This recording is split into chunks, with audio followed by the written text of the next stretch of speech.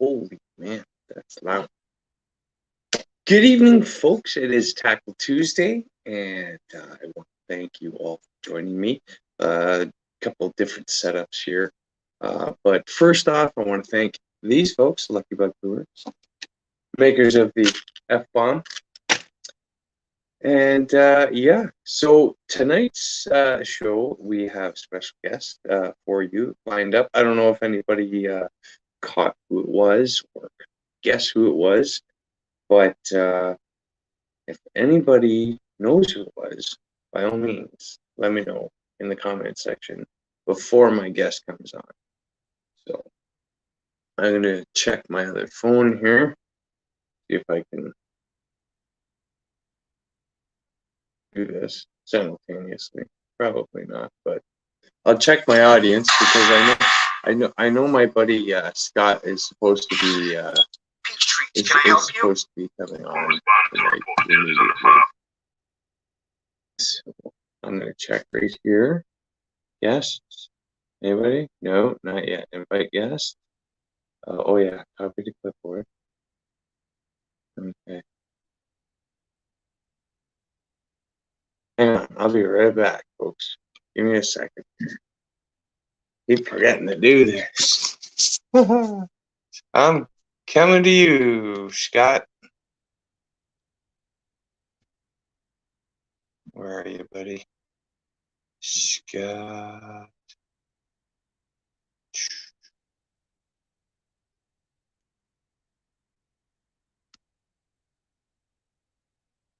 There he goes. All right. Hopefully that works. Mr. Joe, Mr. Lazy R Streamers, thanks for joining. Thanks for joining. I'm kind of caught off guard here tonight, so I apologize. It's not that I'm unprepared. It's just these things happen. Is this light too much? Should I dumb that down?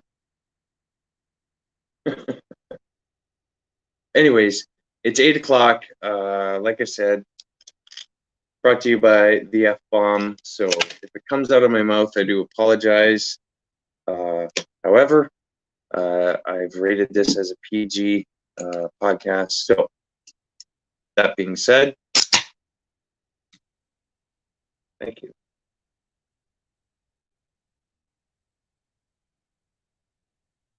Just got to do that off camera, right? All right. So now I'm going to see if, I have a guest. Here he is. The man we've all waited for. At least I am, anyway. Where did he go? Okay. My big fat thumbs. Hang on, Scott. Add to stream. There we go. Hey. There he is. How's it going, buddy? Good.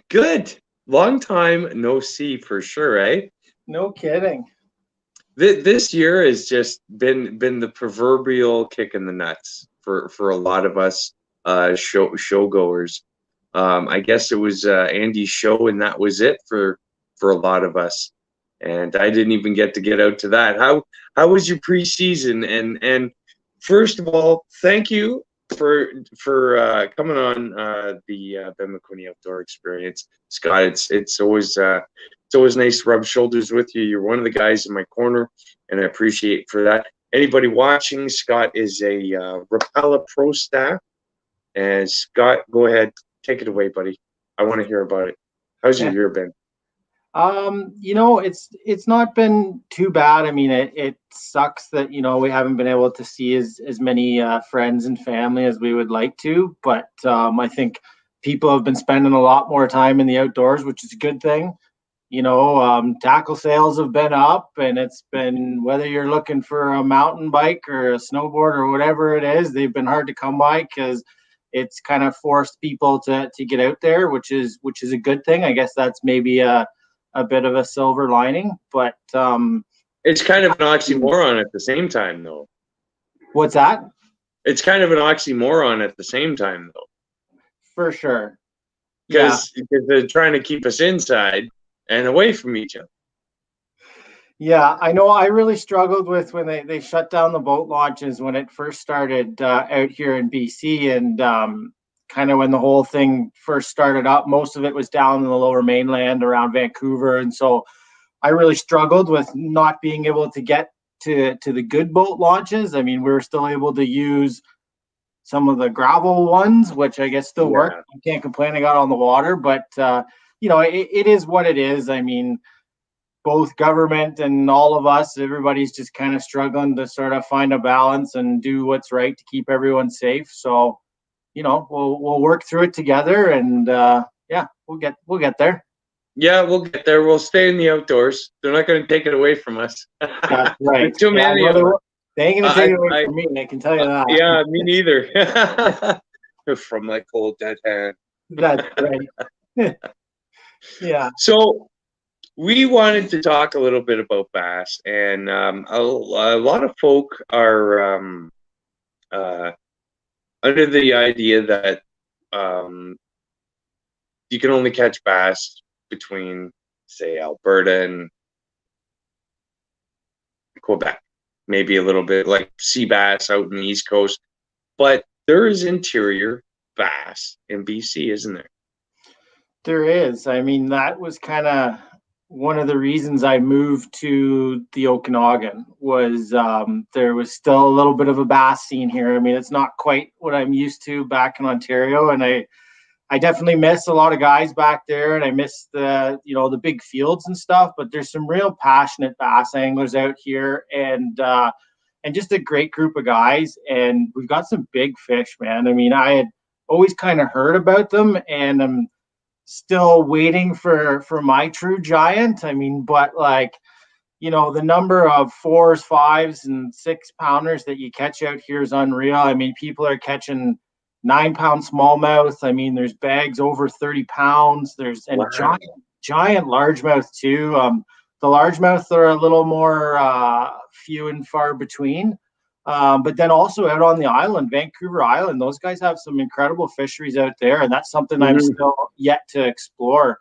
So yeah, there's a pretty cool bass scene that's definitely growing out here. I think it's been growing for quite a while, and I was excited to move out west for a lot of reasons. I was snowboarding and work and a lot of stuff like that, but I made sure that bass was still a part of it. So yeah, it's a pretty Got cool, to keep the thumbs rough, right? That way you can count the money. right. That's right. Yeah. Yeah. So yeah, it's cool, man. And it's I've definitely have it's kind of forced me to get into quite a few new techniques, stuff that I know would still work back in Ontario, but we all kind of get in our grooves back there. Yeah. And out here was it was nice because it was almost a way to sort of start with a clean slate. I mean, the first couple times I went out bass fishing here was in April. So they were pre-spawn bass, which I knew nothing about really because we're not allowed to fish. Except don't do it. Except don't do it. I started to learn pretty quickly how to fish a flat-sided crankbait in cold water. I can tell you that because I went out a few times and I for a while didn't believe that they actually existed. That's awesome. Yeah. I remember the first time I read an article about bass in BC, and I was like, shut the front door. I gotta go see that. So it's good that we're talking. Now, you said techniques, some techniques have changed. What techniques in particular are you finding yourself using as opposed to here in Ontario? I fish a lot more crankbaits out here now. I used to fish a lot of square bills back in Ontario. So, I guess for a few years before I had left there, but I've been getting into a lot more deep cranking here, which I know guys do it back east. And, some of the other techniques that I'll talk about, I know that there's guys that do it back there too. It's just stuff I never really got into. And it was, I think one of the things that might have forced me to get into more of those kind of search bait type techniques. I've always been a big jerkbait guy, so that hasn't really changed at all. But the Soyuz Lake, where we do a lot of our fishing, which is where a lot of the big ones come out of, that it's not that there's not a lot of structure on the lake, but it's not real defined structure like we're used to back there. And I mean, I've fished lakes like that back east too, but it's just, you don't have really defined shoals or like, those point extensions and humps and stuff. There's some of it, but a lot of it is really subtle. And so I spent a lot of time with my trolling motor on high, just cranking and cranking and cranking and just trying to run into fish. Water.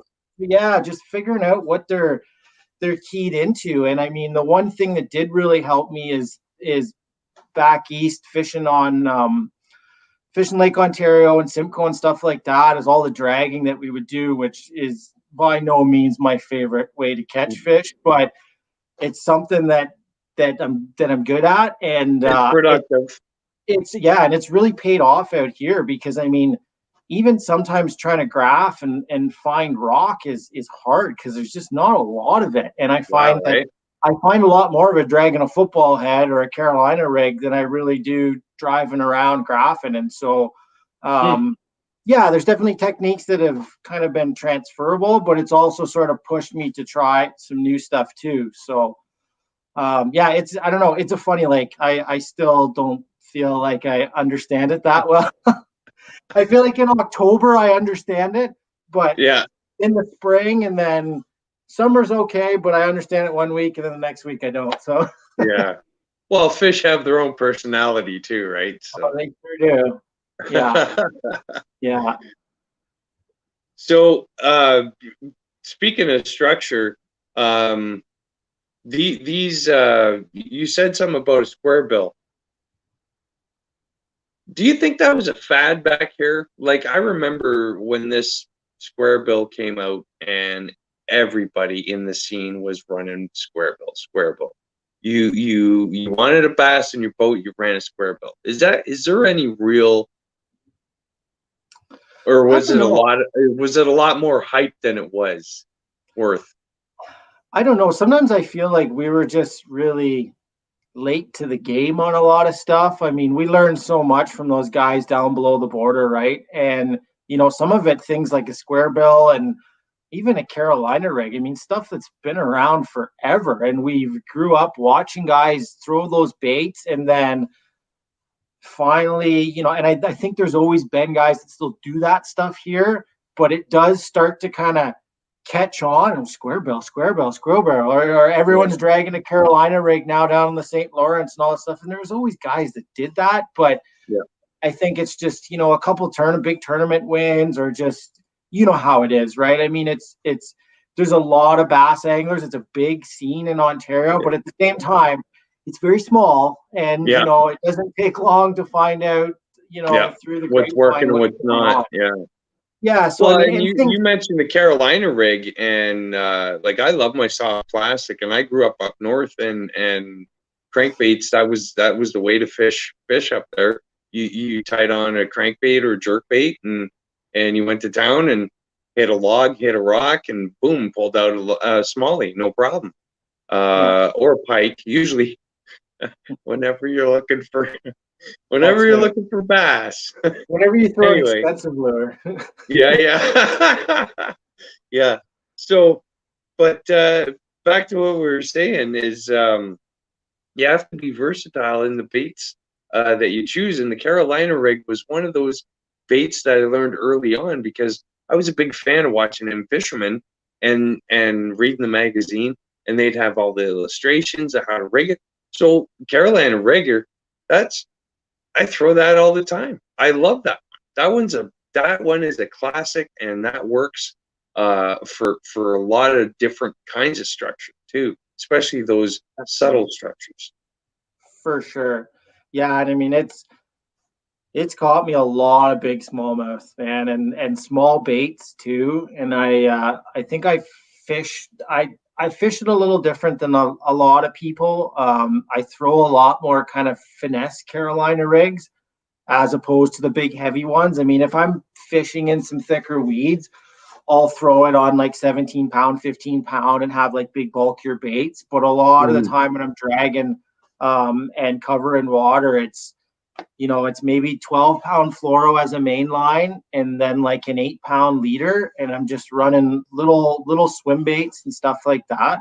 So and it catches a lot of fish, man. And it catches small ones, it catches big ones, it just catches numbers. I've done some of the little fun tournaments out here with my my beautiful soon-to-be wife Pauline, and she's got a couple baits that I probably shouldn't talk about that she likes to drag on the Carolina rig, but like we both catch a ton of fish on it. She's caught some giants on it. I had Kyle Bryan, the rep from Rapala for BC, was out for one of his first days of bass fishing this year, and nice.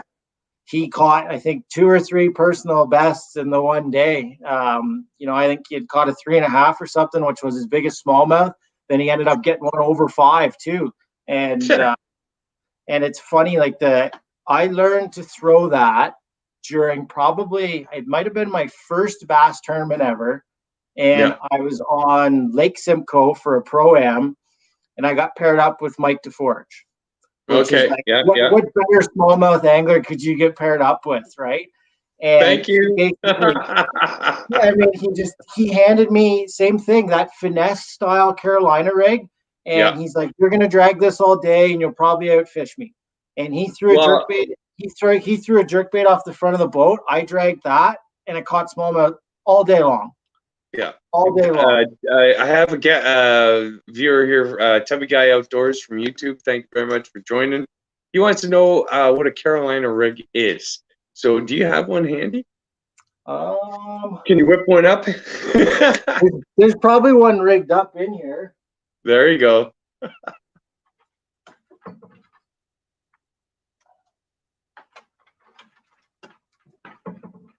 I'm gonna have to take off Pauline's secret bait, though. Okay, no worries. No worries. This will give me a moment to freshen up. So basically, Carolina rig consists of, you've got your main line comes down, and if I can find my camera, so this is your main line. Yeah. You've got your bullet head sinker, right? So I'll use a tungsten sinker, and some guys will use a combination of like brass and beads, and sometimes I use a bead, sometimes I don't use anything, but the one little bead will give you a bit of sound because you get that clicking. Click, yeah. And then it also protects your knot. Then you have a swivel, and then from your swivel you have your leader. And so I run, I don't know, it's maybe around 1 meter or so, and it'll just run straight down. I just run a little VMC, I can't remember the name of this hook, but anyways, little fine wire hook like that, and you That's can an offset. And your little swim baits, little creature bait, things like that. Creature baits, when it comes to any soft plastic, rip and tail worm, a minnow style, like grub, swim bait even. Carolina rig is very it's a search bait, because what it allows the angler to do is as it comes down, the weight hits the ground, but the bait is still descending, and it's further away from that weight. So they pick up on the sound, and then they see a bait, and they associate the two. Yeah, exactly. You've got that tungsten weight just clicking along bottom, which lets you really feel what's down there. And then just sitting up above it is whatever bait you got. And I mean, a lot of the time with smallmouth, I mean, you can't go wrong with swim baits, but really the more appendages, the better. There's something about that, and so, one of the baits that we actually caught a lot of fish on this year was, and one of the things I wanted to show you guys too is, so obviously 13 fishing is a part of the Rapala family nowadays, and if you haven't seen their line of soft plastics, You got to check them out because they've got everything, and they've got some killer smallmouth baits. I'll show you a couple because now I can't keep everything a secret forever, right? So right. see, a lot of people that tune into this that may be just a novice angler or an avid angler or just enjoy just getting into the outdoors. Folks like Scott and I, we kind of get privy to the new stuff as it comes out. So I bet you're excited. I'm excited.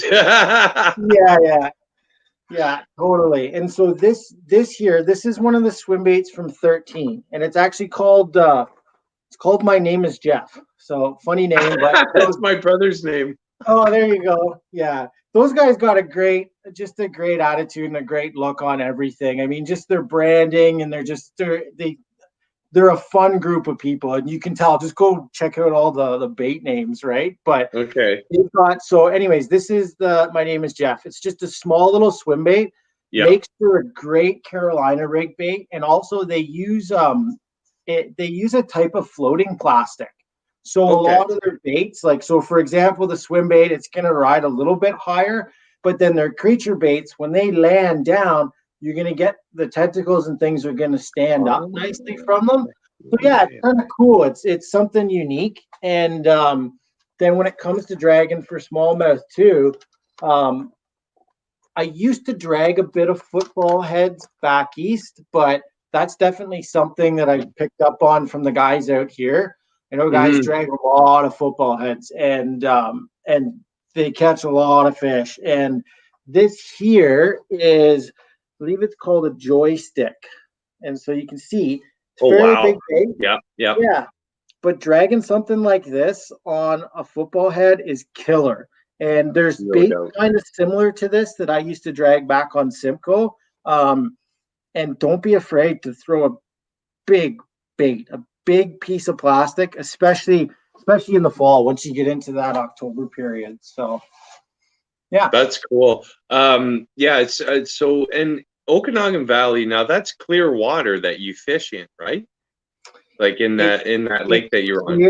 It's clear, but it's not like zebra mussel Simcoe clear. Yeah. Yeah, like you're into like a clear day, like you're maybe 8 foot kind of thing, right? Like, I mean, I can remember being out at the Duck Islands out on Lake Ontario the end of October, and in like 35 feet of water, looking down, and these fish look like rock bass. I can see them. I know. It's actually spooky. I get almost a sense of vertigo looking off the bow of a boat down through that clear water. It's like, whoa, I'm that far above that surface. You know what I mean? Yeah, and it looks like a panfish swimming around. Then you get up the boat and it's 5 pounds, right? Yeah. Yeah. That's awesome. Yeah. So you use tungsten now. Is that because there's an environmental law that says you can't use lead? No, not here. I believe in California there is, and likely some other places too. I use tungsten just because it's heavier, right? So it's smaller. Lead, you end up with big, bulky weights. Yeah. And because the tungsten's just harder, you feel a lot more from it. Yeah. Whereas the lead will kind of dent, right? And so it doesn't give that nice click, and then you also softer and yeah. And the other thing is, if you lose it, it's tungsten. It doesn't pollute the water like lead does. As lead degrades in the water, it will degrade over time. It just takes a long time, but as it's degrading, it's polluting the water. So, and I find myself, I made this the change. Most of my jig heads now are tungsten. For that simple fact is, they drop faster, they're a denser weight, they make better bottom contact. It's a better hookup percentage using tungsten weights and jig heads. Pauline Thompson, thanks for joining us. Or Thomas, sorry, I may have pronounced that wrong. Just saying hi to the viewers. So, they 13 Fishing has soft plastics. what's new in Rapala? Rapala, I feel like we're having a brand off. Because this is new. This is new from my good folks at Lucky Bug Lures, and it's their new crankbait, and it's called the F-Bomb. Nice. And it's just your single slow sinking minnow style crankbait, and super sharp hooks. I accidentally got one in me, and but yeah, I'm excited to throw this. I thought they were going to stop at the articulated bait, but then they came out with this one, and I was like, whoa! So yeah, that looks like a hot bait for the walleye guys. oh yeah, for sure. That's exactly what I'm going to use it for. Primarily, Nice. I'm going to that's the perfect size for walleye. Yeah, I miss those critters. I'm gonna call up Scotty and say, Scotty, let's go test this out at the honey hole. Yeah, there you go. Yeah, we've got some walleye in the Columbia River down a few hours south of me, and I've been meaning to try and get down there and fish for them because there's not a lot of walleye to be found around here. They come up in the Columbia from the States, but yeah, this is one of the big adjustments for me out here is that, you know, the species we have back east, I mean, it was so spoiled, right? The diversity back there between, you know, you've got, I think about how my seasons would go, right? I mean, spring starts and it's like, it's crappie and bluegill and all the panfish start. And then there's early pike season, and then walleye starts, and then you got muskie, and then bass season, and once bass season, nothing else exists anymore. And then, you know, you just like and then the winter comes, right? And the walleye fishing's great, the lake trout, this and that. And when I got out here and I started looking at all the lakes and all the species lists, and it's like rainbow trout, rainbow trout, rainbow trout, rainbow trout, rainbow trout. And you're like, oh no. And so, right? What did I do? So it's been tough, but I mean, they've got unreal fisheries out here. They're just different, right? And so I'm still kind of making those adjustments. I mean, you know, I had done some rainbow fishing through the ice, done lots of brook trout fishing, and luckily they've got some brook trout out here too, which I seem to get along well with. But the rainbows are tough, and it's the biggest adjustment for me, which actually kind of brings us back to the tungsten thing and some other cool baits that I can show you, is a lot of these lakes, like they don't have minnows in them. So these fish aren't eating minnows, they're just eating bugs. And so a lot of the stuff that I use bugs, I'll send you some bingo bugs, buddy. Yeah, perfect. That's all the bugs. I need all the bugs now, right? Because it's just like it's crazy, man. I got these just cases of all these minnow baits that just they don't want them, right? And I mean, like even the smallest countdown or whatever you could throw at them, because Rapala, I know they make 1-inch baits, and it's like you could throw those all day, and they're like not interested. And the one thing that I got caught on, actually a cool little setup that I wanted to share with you guys too, is that so spoons are a classic thing for trout. Lake trout, rainbows, brookies. Lake trout, they're pretty mean, and they usually have no problem smashing a spoon. When it comes to brook trout and rainbows, spoons they're always going to bring fish in, always. And I will always have one tied on just for that reason. But a lot of the times they bring one in, but they ain't going to eat it. They just, it attracts them, right? And so what I started doing last year is I started taking flies and putting them on a dropper down below some of my spoons. And so what I'll do is I'll take a small blue fox spoon like this, and I'll run a leader, and I just run it down to a small little fly. And so VMC has these cool little, there's the fly jig and the bull fly jig, which are they're tungsten too. So that way when you're jigging, if you're to use just like your regular fly, they're a super slow sink, and sometimes they get wrapped up, they don't stay as straight. But these little tungsten ones are are perfect for that setup. And they've got some cool little patterns. Here, I'll show you some of these guys. I don't know if you'll be able to see, but there you go. Okay, yeah. Yeah, so they got these little tungsten heads, strong little VMC hooks, and they work great as a dropper down below the spoon. And so they come in because they see that spoon, and then they know it's down, and it's the fly that they actually end up eating. And so definitely some adjustments for me, but Well,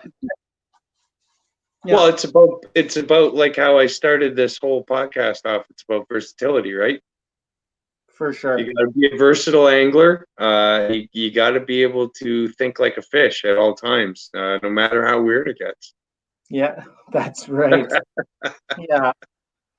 Yeah, you can be stubborn about a lot of things in life, but being stubborn with fish it's not going to put food on the table, that's for sure. No, definitely So not. speaking of food on the table, how was deer season? Oh man, hunting's hard. Yeah. It's funny, like I had my firearms, my hunting license and stuff, like back when I started college, like, whatever, 10 years ago, maybe longer. And, but come the fall, I was always fishing tournaments so much. I never really got into hunting. And when I moved out west, I was like, this is a great opportunity to get into it. Gets me up in the mountains more, like hiking ridges and stuff. And I tell you, man, like deer are friggin' hard. Oh yeah. It's just it's been a lot of fun. I've learned so much. And just it's funny, all those little situations. I mean, I finally had a big 4-point mule deer this year. A buddy and I were heading to another ridge, and I saw a couple does out in a cut block. I'm like, stop the truck, like, there's a couple does out there. So we get out, we're looking around, and I see a bunch more tracks. There's fresh snow. I'm like, I'm gonna head up a little farther up the road here. So I head up, I look out, and I'm like, oh, there's a third one. So I bring my rifle up, I look, and it's a big buck. He's staring straight at me, and it's 4-point only season at this point. And like all his tines are all lined up. I can't count them. And I'm like, I'm pretty sure he's a big 4-point, but I can't count them. And he's way down the road with a better angle, and he can see that it's clearly a 4-point. And he's looking up at me like, why is he not taking a shot? What is he doing? And, and rightfully so, he's just thinking, well, the noob's just freezing in his tracks, right? And so, that'd be me. and so like I sat there for what always seems like an eternity. And then finally he got uneasy enough and he started to spook, and he turned, and then that's when I saw he was 4-point. And I'm like, oh yes, like it is going. I'm like, okay, please stop. And he kept trotting across the cut block down towards my buddy. And then finally he stopped down closer to him. And before I even had a chance to kind of register, I heard the shots go off, and my buddy ended up dropping the deer, right? And so he felt bad, but he's like, I gave you as long as I could. And so it was all good. It was a team effort. And so I still got some deer in the freezer, but it's just, that's good. You learn from all those little situations, right? I mean, we had no way to communicate. I'm like, maybe if you at least had like an orange hat or something, you could have waved that. Yeah, flag an orange hat around. Yeah, well, the deer's coming. And I've had all kinds of other situations where I had them sneak up on me and stuff, and it's just it's cool, man.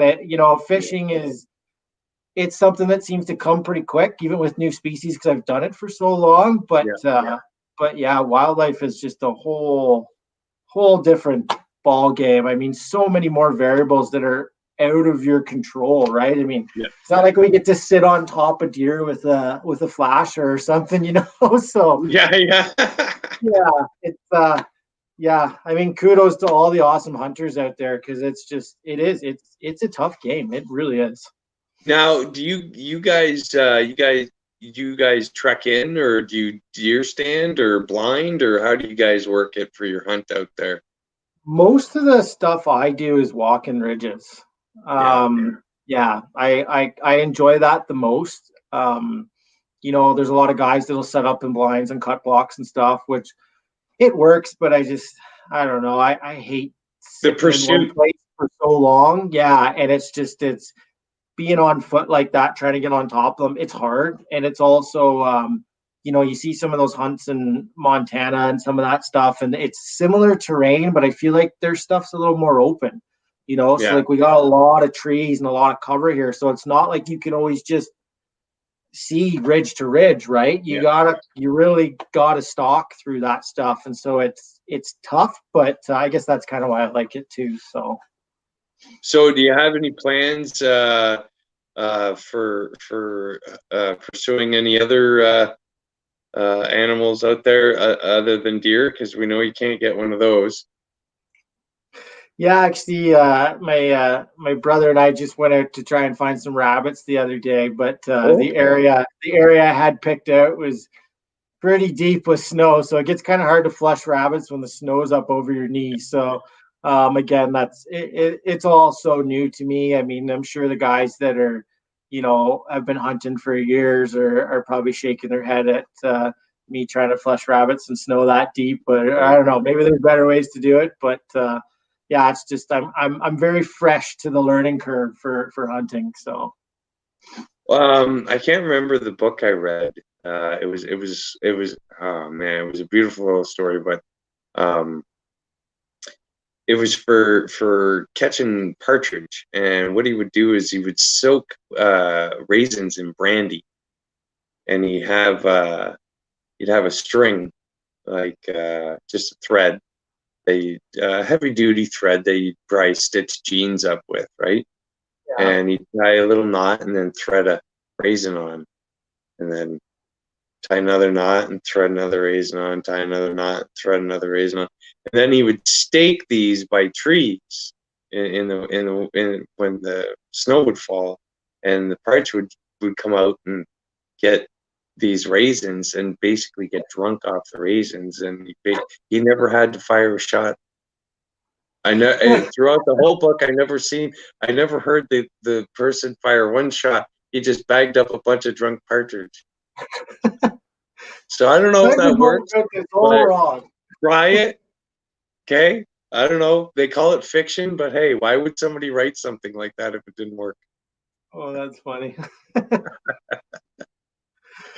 Oh, man. So you said something about a prize pack you may have for our viewers, a contest we can come up with?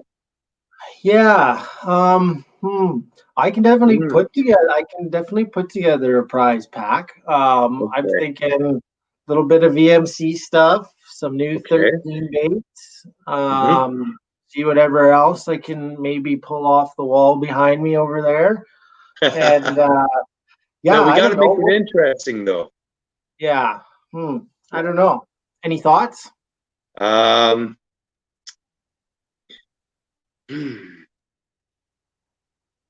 could do like a trivia, like a survey says top 5 for you, right? Kind of like a Family Feud, Lucky Bug versus Rapala.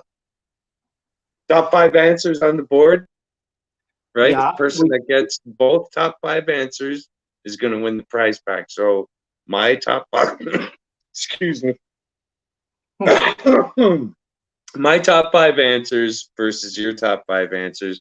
Whoever gets both those answers right is going to win the prize pack. How's that? Okay, we can do that. So we each come up with 5 questions. Yeah. Okay. Yeah. Okay, you want to go first?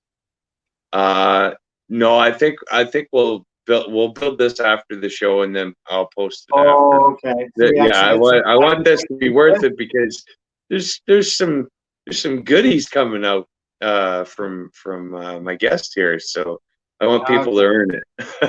All right. I just don't want to be all willy-nilly giving this, that, and the other thing away, right?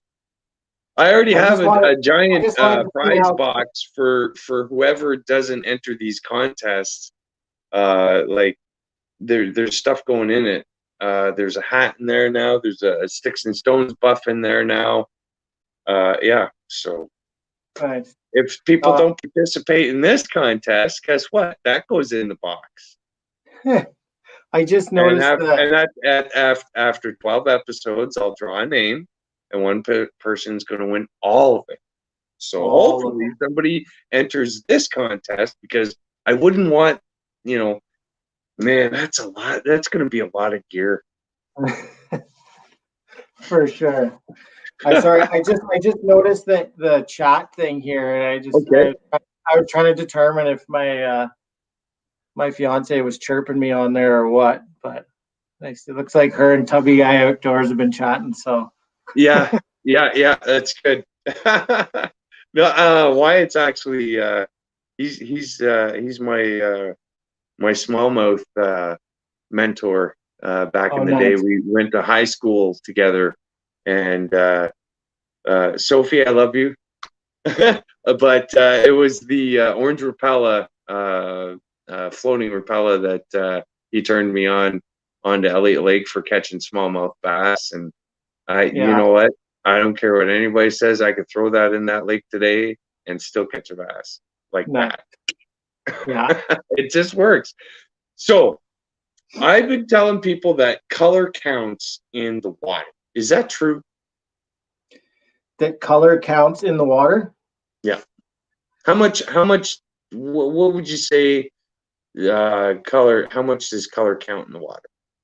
Color's a funny thing, man. It's some people just get crazy with colors. Like if Yeah. you don't have this color and this fleck, like you're so out to lunch. And I don't know. I'm not a big color guy. Like I mean, I have No. my favorites, but Yeah. I try to keep it really simple. Yeah. And I think that's one of the things I've learned after years is kind of the whole Gerald Swindle, keep it simple, stupid, that kind of Yep. thing. Right? It's I've got, like for example, I mean, when I flip for largemouth, I've got dark, my black or my black and blue, and then I've got like that sort of summer craw type color, and then maybe like a natural pumpkin color, like I don't really get that crazy with No. colors. I mean, it's you know, I definitely find that like lake to lake, there are certain colors that for whatever reason, it's just that's the deal. And when I find them, I remember them, and I try to always swap out colors, but I try not to get too hung up on it. Hmm. I mean, like when I open a box of tubes, I mean, like I've got way too many tubes, and I Oh, just I, and I think oh, everyone could probably say the I same look at thing, my right? my box of tubes and I'm like, you throw one I know, for a whole day if you're lucky. Why do and I you think have so many tubes? And I Why? think that's like for every young starter, like starting smallmouth angler, that's the big thing is your tube collection, right? Yeah. Oh, yeah. And I think all of our tube collections after 10, 15, 20 years come from an earlier time. Because like I didn't remember the last time I bought tubes. Me Um, either. and same thing, I open up the box and I'm like, oh yeah, that color. And I throw that on, right? Like Yeah. I don't know, man. I mean, I find that as you get older and more experienced as an angler, your colors refine too. for sure. And Yeah, then that horde of tubes starts to minimize to a certain style and color. totally. Yeah, Yeah. for sure. And I mean, if it's darker stained water, I use brighter colors. If it's a Yeah. super clear lake, I use natural colors. I mean, I just keep it simple. That's really Yeah. I think the best advice. I mean, Yeah. and think logically, right? Like, I Like mean, a for fish. example, if yeah, like think like a fish, right? Yeah. But if you're fishing lake trout, like there's a reason that white tubes work well. I mean, the belly of all these fish that they're looking up at are generally white, Yeah. and so like things like that, right? I mean, if the lake's full of perch, I mean, like I use a lot of chartreuse colors in a Soyuz lake because I know that they're feeding on perch the Yeah. majority of the time, right? And it's just that color seems to catch them, right? And that's kind of what I put it to. So yeah, I mean, like it's just like I said, keep it simple, I think is the best advice. Yeah. Absolutely. Well, Scott, it's been a pleasure, and I will miss you. I don't know when I'm going to get out to the west side again. maybe I don't know. Maybe one day I can go for a visit and a fish and a barbecue and whatever, and then rub shoulders with you in the Okanagan, because that'd be great. Anytime, man. Anytime you're in my neck of the woods, you let me know. We'll put you on some fish. Awesome, because that's the one that was once I found out there was beer bass. There's beer too. There's a lot of there's beer in Okanagan too. Let me tell you. But once I found out that there was bass in interior BC, I was like, I gotta go, because I wanted to, like you, I wanted to know if all my tactics here in Ontario were going to be the same once I got to BC, and I wanted that challenge for myself. So you're living it for me. Thank you very much. Yeah. All right. Well, Scott, I'm going to cut you loose there and let you get back to your beautiful bride to be. All the best to you in 2021. And thanks for being my guest here on the Ben McQuinney Outdoor Experience. No problem, man. Yeah, hopefully we can do it again soon. I mean, I had lots more baits that I wanted to talk about too, so that just means we'll have to do it for sure. Yeah, for sure we can. All right, Scott. Okay, take care. Thumbs up. Keep fishing. All right, man. Take care. Bye now. Yeah. I'll let you close out, and I'll close out the show here. There he goes. All right, folks. Thank you very much for Scott McGill. Moved to BC. What a guy. Just he caught. You know why? Because he caught all the bass here in Ontario. So tune in next week. Same time, same channel. Don't know who's going to be on, but I'll be on. And yeah, don't forget to drop an F-bomb. Shop online at www.luckybuglures.com and receive 15% off when you use my special promo code Thanks to Ben. Good night. Be safe. Keep fishing.